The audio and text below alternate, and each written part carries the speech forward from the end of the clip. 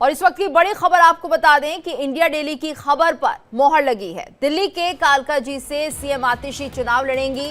नई दिल्ली से अरविंद केजरीवाल चुनाव लड़ेंगे। आम आदमी पार्टी ने चौथी लिस्ट आज जारी की है। अब से थोड़ी देर पहले हमने आपको दिखाया था कि सीएम आतिशी कालकाजी से चुनाव लड़ सकती हैं। नई दिल्ली से चुनाव लड़ेंगे अरविंद केजरीवाल। तो नई दिल्ली से चुनाव लड़ेंगे अरविंद केजरीवाल और इंडिया डेली की इस खबर पर मोहर लग गई है। ये बड़ी खबर, आम आदमी पार्टी ने चौथी लिस्ट आज जारी की है। अब से थोड़ी देर पहले हमने आपको दिखाया था कि सीएम आतिशी कालकाजी से चुनाव लड़ सकती हैं और अब ये बात कंफर्म हो गई है। तो कालकाजी से सीएम आतिशी चुनाव लड़ेंगी। और ज्यादा जानकारी के लिए बात करेंगे संवाददाता आयुषी से। आयुषी, क्या जानकारी फिलहाल? जी बिल्कुल, चौथी लिस्ट आम आदमी पार्टी की जारी कर दी गई है और इस लिस्ट में वो तमाम बड़े चेहरे हैं जिन पर जनता की भी नजरें टिकी थी। और आपको बता दें कि दिल्ली के पूर्व मुख्यमंत्री, पार्टी के संयोजक अरविंद केजरीवाल नई दिल्ली से चुनाव लड़ रहे हैं। वहीं दिल्ली की वर्तमान मुख्यमंत्री जो आतिशी हैं वो कालकाजी से चुनाव लड़ रही हैं। साथ में आपको बता दें कि जो मंत्री हैं गोपाल राय वो बबरपुर से चुनाव लड़ रहे हैं।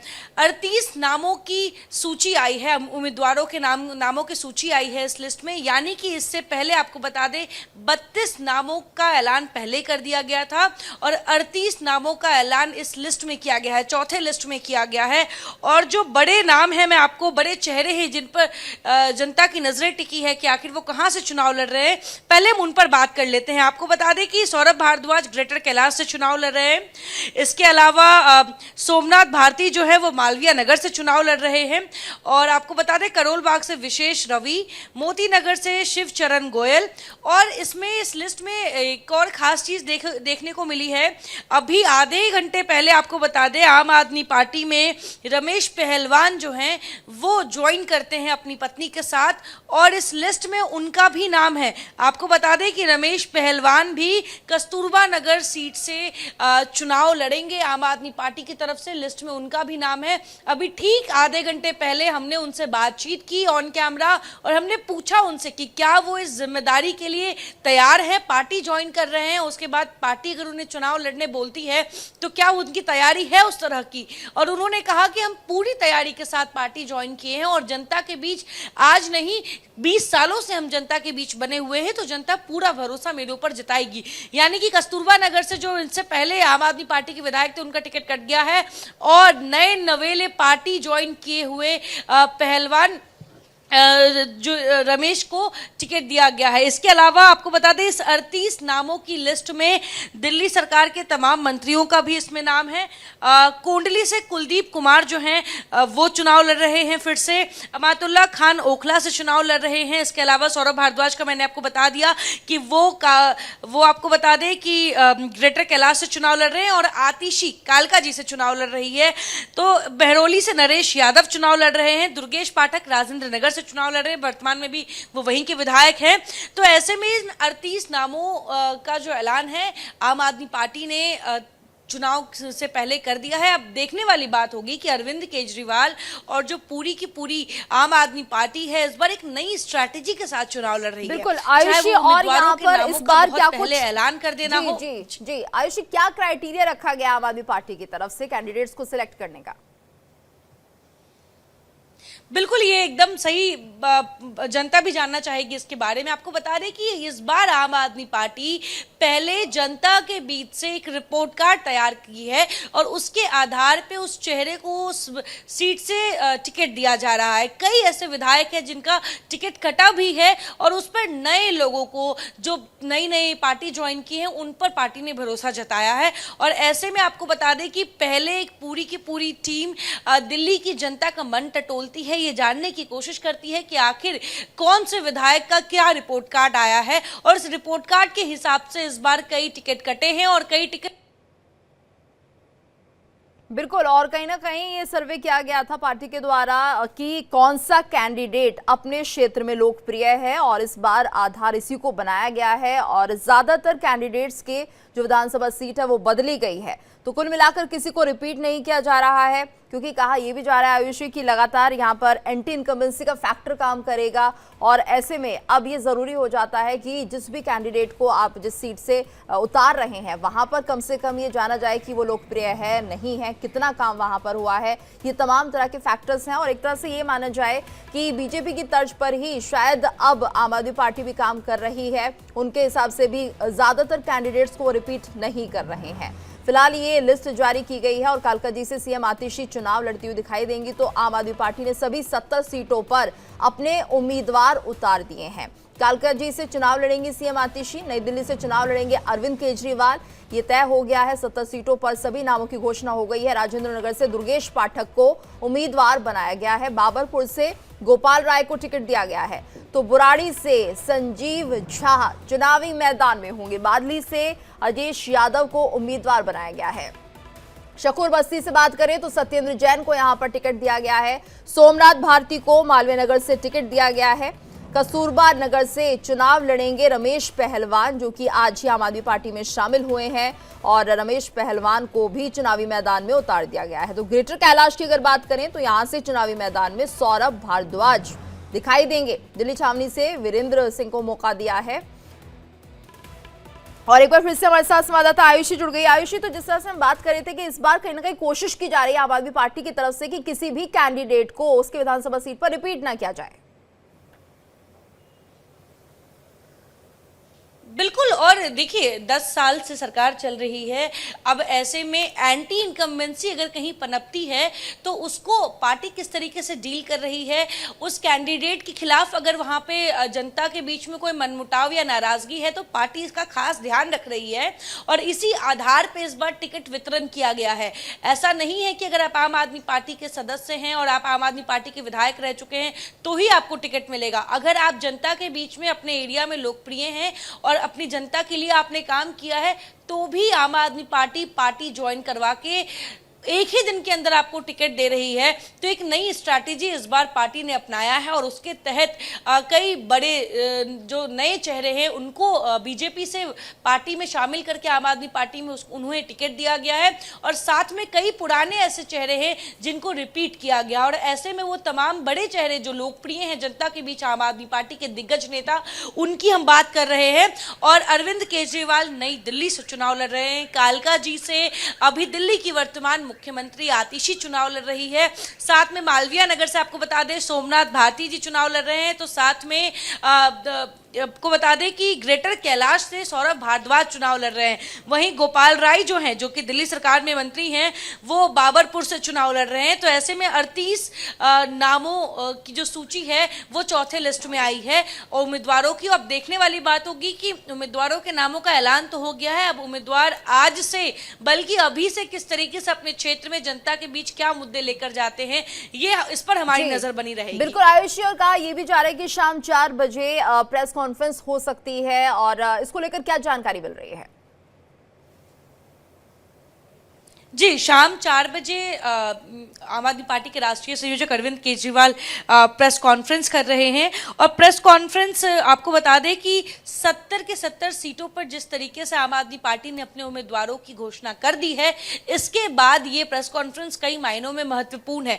अरविंद केजरीवाल अपने 70 उम्मीदवारों के बारे में क्या कहेंगे, दिल्ली की जनता को वो क्या संदेश देना चाहेंगे, इस पर हमारी नजर रहेगी। शाम 4 बजे दिल्ली सचिवालय में ये प्रेस कॉन्फ्रेंस आयोजित किया गया है और ऐसे में अरविंद केजरीवाल अपने तमाम, क्योंकि आज जैसे ही 38 नामों की लिस्ट आई है, इसके हिसाब से देखा जाए तो 70 जो विधानसभा है दिल्ली में, सारे विधानसभा सीटों पर आम आदमी पार्टी ने अपने उम्मीदवारों के नाम की घोषणा कर दी है। इस हिसाब से 4 बजे जो प्रेस कॉन्फ्रेंस होना है वो बेहद महत्वपूर्ण है। अरविंद केजरीवाल आयुषी, बड़ी खबर आ रही है, अपने दर्शकों को जरा बता दें कि यहाँ पर सीएम आतिशी प्रेस कॉन्फ्रेंस करेंगी शाम 4 बजे। ये बड़ी खबर आ रही है, शाम 4 बजे सीएम आतिशी प्रेस कॉन्फ्रेंस करने जा रही हैं। ये बड़ी खबर, आम आदमी पार्टी की ये प्रेस कॉन्फ्रेंस होगी। सीएम आतिशी 4 बजे प्रेस को संबोधित करेंगे, एक प्रेस कॉन्फ्रेंस होने जा रही है। तो 4 बजे का समय निर्धारित किया गया है। लगभग सभी 70 सीटों पर कैंडिडेट्स की घोषणा हो चुकी है और अब सीएम आतिशी शाम 4 बजे एक प्रेस कॉन्फ्रेंस करने जा रही हैं।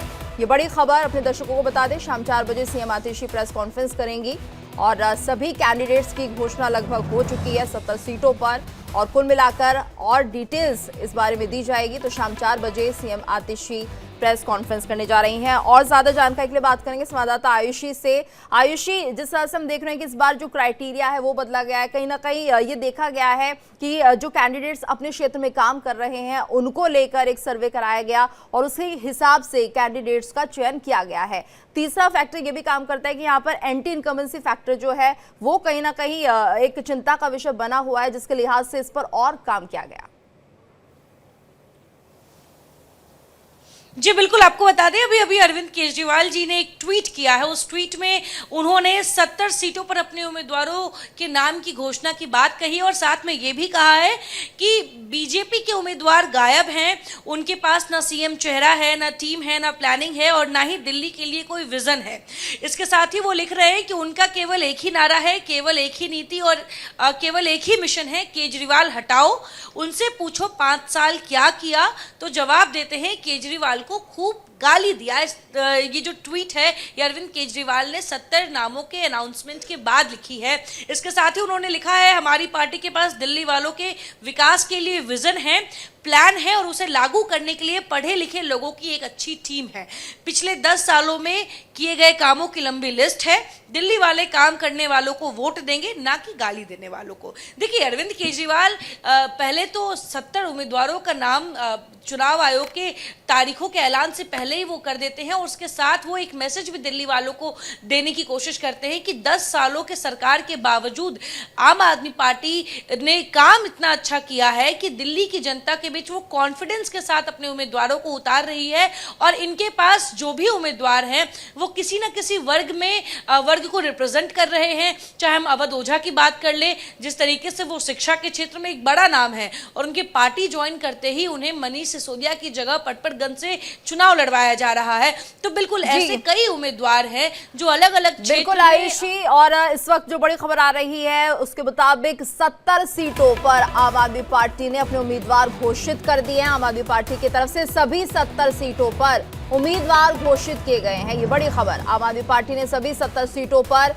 उम्मीदवार घोषित कर दिए हैं और आज ये आखिरी लिस्ट थी जिसमें अब कुल मिलाकर सभी 70 सीटों पर कैंडिडेट्स के नामों की घोषणा हो चुकी है। और ज्यादा जानकारी के साथ हमारे साथ संवाददाता आयुषी जुड़े हुए हैं। आयुषी, कुल मिलाकर आखिरी लिस्ट आज थी और ऐसे में सभी 70 सीटों पर अब नामों की घोषणा हो चुकी है। बिल्कुल, नामों की घोषणा हो चुकी है। अरविंद केजरीवाल का ट्वीट आ चुका है। ट्वीट में उन्होंने दिल्ली की जनता को एक संदेश दे दिया है और शाम 4 बजे दिल्ली की मुख्यमंत्री आतिशी के प्रेस कॉन्फ्रेंस का भी टाइम फिक्स हो गया है, जिसमें वो इन तमाम उम्मीदवारों को लेकर भी बात रखेंगी, दिल्ली की जनता को संदेश भी देंगी। और अरविंद केजरीवाल के ट्वीट से भी साफ संदेश है कि पार्टी किस तरीके से इस चुनाव के लिए तैयार है, जनता के बीच एक अपना मुद्दा और 10 सालों का हिसाब किताब लेकर जाने के लिए तैयार है। और जो 70 उम्मीदवारों को पार्टी ने खड़ा किया है चुनावी मैदान में, वो अपने अपने क्षेत्र में दिग्गज रहे हैं। साथ में वो चाहे वो शिक्षा के क्षेत्र से आते हो, चाहे वो किसी स्पोर्ट्स के क्षेत्र से आते हो, राजनीति के क्षेत्र से आते हो, किसी भी क्षेत्र से आते हो, वो कम से कम जैसा कि अरविंद केजरीवाल कह रहे हैं कि वो अपने क्षेत्र के पढ़े लिखे लोग हैं, समझदार लोग हैं, जो जनता की समस्याओं को समझने के काबिल हैं। इसीलिए उन्हें चयनित किया गया है आम आदमी पार्टी की तरफ से। तो ये जो दावा है ये अरविंद केजरीवाल कर रहे हैं। और साथ में आपको बता दें कि ये बिल्कुल बड़ी बात है कि चुनाव आयोग के तारीखों के ऐलान के इतने दिन पहले खुद आम आदमी पार्टी जो 10 सालों से सरकार में है, उसके बाद भी एंटी इनकम्बेंसी के डर के बिना 70 उम्मीदवारों के नामों का अनाउंसमेंट करती है। वहीं अगर वो ये भी कहती है कि बीजेपी के पास ना तो अभी सीएम चेहरा है, ना तो उम्मीदवारों के लिए कोई अभी तक उनके पास कोई ऑप्शन है, जिसकी वजह से बीजेपी अभी बैकफुट पर चल रही है। बिल्कुल ये देखने वाली बात है कि अगर बीजेपी और कांग्रेस की बात कर ले तो पहले तो आम आदमी पार्टी ने स्पष्ट कह दिया है कि वो किसी अलायंस के बिना यहाँ पे चुनाव लड़ेगी, यानी इंडिया अलायंस में रहकर भी दिल्ली में आम आदमी पार्टी अकेले चुनावी मैदान में उतरेगी। तो अगर कांग्रेस और बीजेपी की बात कर ले तो अभी दोनों पार्टियां इन उम्मीदवारों की लिस्ट को लेकर अभी मीटिंग्स ही कर रही है। लेकिन आम आदमी पार्टी 10 सालों के सरकार में रहने के बाद भी सबसे पहले 70 नामों का ऐलान करती है और ये संदेश देने की कोशिश करती है कि उन्होंने काम इतना अच्छा किया है कि दिल्ली की जनता उनके उम्मीदवारों को स्वीकारेगी और उनके मुद्दों पर चर्चा जो है वो आज से ही शुरू हो जाएगी। आयुषी, ये देखिए, इस बार आम आदमी पार्टी ने कांग्रेस के साथ गठबंधन नहीं किया है। क्या ये माना जाए कि अब आम आदमी पार्टी को कांग्रेस पर भरोसा नहीं है? देखिए, कांग्रेस पे भरोसा नहीं है, ये बात तो आपको बता दें, इंडिया अलायंस में आज के समय में हर दूसरा दल है जो कहीं ना कहीं कांग्रेस पे भरोसा नहीं जता पा रहा है। पिछले कुछ चुनावों का अगर हम उदाहरण देख ले, चाहे वो महाराष्ट्र में हो, चाहे वो हरियाणा में हो, जहां जहां इंडिया अलायंस कांग्रेस पर निर्भर रही, वहां वहां कांग्रेस ने उन्हें निराशा हाथ पहुंचाई है, जिसकी वजह से आज के वक्त में कोई भी पार्टी जो इंडिया अलायंस का हिस्सा है वो राहुल गांधी के नेतृत्व पर विश्वास नहीं कर पा रही है। शायद इसीलिए ममता बनर्जी का नाम आ रहा है। लेकिन अगर अरविंद केजरीवाल और आम आदमी पार्टी की बात कर ले और दिल्ली की खासतौर पे बात कर ले, तो अरविंद केजरीवाल आम आदमी पार्टी के राष्ट्रीय संयोजक और साथ में इस पार्टी के तमाम दिग्गज नेता दिल्ली की तमाम 70 सीटों के लिए काफी ज्यादा निश्चिंत और अस्वस्थ नजर आ रहे हैं। उनका साफ मानना है कि कांग्रेस के साथ हाथ मिला के शायद उनका नुकसान हो, और अगर वो अकेले चुनावी मैदान उतरते हैं तो उनके पास कई काम हैं, उनके पास कई मुद्दे हैं, उनके पास एक पूरी लंबी सूची है जो जनता के बीच वो लेकर जा सकते हैं और जनता से वोट अपील कर सकते हैं। लेकिन अगर कांग्रेस उनके साथ हाथ मिलाएगी तो कहीं ना कहीं ये आम आदमी पार्टी को नुकसान ना पहुंचाए। इसीलिए कांग्रेस की तरफ से हमें ये खबर जरूर मिल रही थी अंदरूनी कि हो सकता है कांग्रेस आम आदमी पार्टी के साथ चुनावी मैदान में जाए, लेकिन आम आदमी पार्टी ने स्पष्ट रूप से ये कह दिया कि हम किसी भी अलायंस के साथ जाने के लिए दिल्ली में तैयार नहीं हैं और दिल्ली में हम अकेले काफी हैं अपने उम्मीदवारों को लेकर चुनावी मैदान में उतरने के लिए। और उसका उदाहरण आज हम देख रहे हैं कि 70 नामों का जो ऐलान है उम्मीदवारों का वो हो चुका है। अगर कांग्रेस की बात कर ले तो बिल्कुल ये बात तय है कि कांग्रेस और आम आदमी पार्टी अगर एक साथ चुनाव लड़ती और जितने हिस्से अगर कांग्रेस की सीट में जाती, जितनी सीटें अगर कांग्रेस के हिस्से में जाती तो हो सकता था कि वो थोड़ा डाइसी और चैलेंजिंग हो जाता आम आदमी पार्टी के लिए, क्योंकि वहां कांग्रेस के उम्मीदवार होते, कांग्रेस की अपनी स्ट्रैटेजी होती और अगर वो वहां फेल होती तो नुकसान आम आदमी पार्टी का बराबर होता। तो आम आदमी पार्टी ने बेहतर इसी में समझा आयुषी कि इस बार कांग्रेस के साथ गठबंधन ना किया जाए। और यहाँ पर ये बात भी देखनी होगी क्योंकि लगातार जिस तरह से चर्चा चल रही थी कि जो आम आदमी पार्टी है वो कहीं ना कहीं भ्रष्टाचार के आरोपों में घिर चुकी है। कई नेताओं के नाम सामने आ चुके, खुद अरविंद केजरीवाल इस आरोप में लिप्त हैं। तो क्या माना जाए, लोगों पर कितना प्रभाव पड़ेगा, या आम आदमी पार्टी की तरफ से क्या इसे चुनौती माना जा रहा है? जब आप लोगों के बीच पहुंचेंगे तो कैसे बताएंगे कि अब आप आम नहीं रह गए हैं, खास हो गए हैं? देखिए, अगर भ्रष्टाचार के आरोपों की बात कर ले और दिल्ली की जनता इस आरोपों को किस तरीके से देखती है, अगर इसकी जेल में रहे, काफी लंबे समय तक जेल में रहे, लेकिन सत्येंद्र जैन की ही वजह से दिल्ली में मोहल्ला क्लिनिक जो है वो संभव हो पाई। वो उन्हीं का रोड मैप था जिसकी वजह से आज दिल्ली के अनेक इलाकों में मोहल्ला क्लिनिक है। अगर मनीष सिसोदिया की बात कर ले जो कि भ्रष्टाचार के आरोप में जेल में रहे, तो उन्होंने दिल्ली के स्कूलों को, दिल्ली के सरकारी स्कूलों को राष्ट्रीय नहीं अंतर्राष्ट्रीय लेवल पे एक रोड मैप के तहत उन्होंने प्रेजेंट किया और आज की में स्थितियां बेहतर है।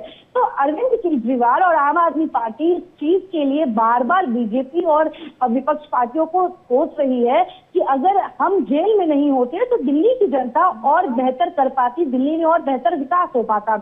अगर हम बात कर ले, अभी हमने देखा किस तरीके से 2100 रुपए महिला सम्मान योजना राशि जो है वो अरविंद केजरीवाल ने दिल्ली की महिलाओं के लिए लागू किया है। चुनाव जीतने के बाद वो लागू हो जाएगा।